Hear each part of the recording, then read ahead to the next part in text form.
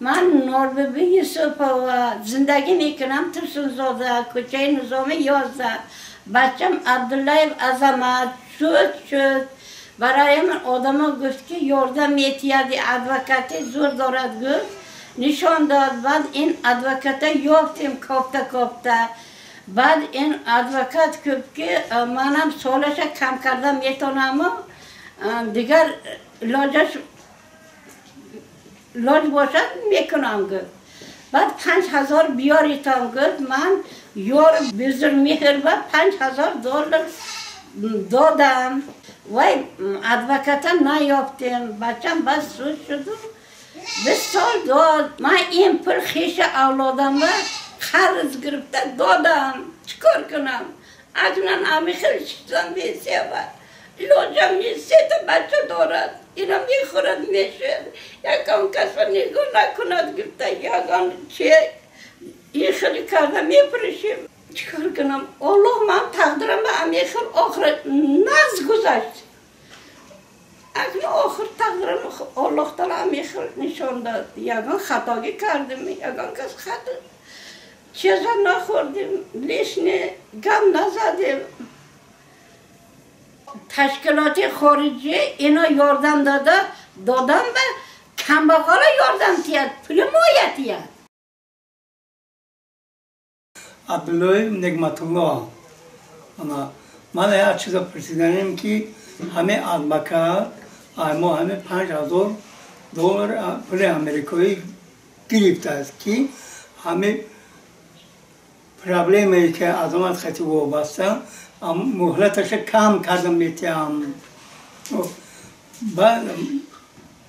ما پول آورده هم کسب دادیم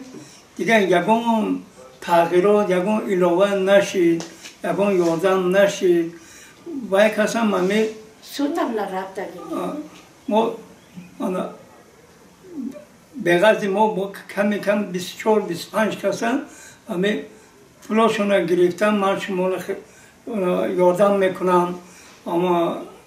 سچارشون کم میکنم گفتم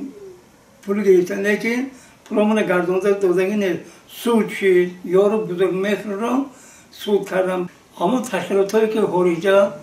با ادوکات یارو بزرگ مهر مکافات دادن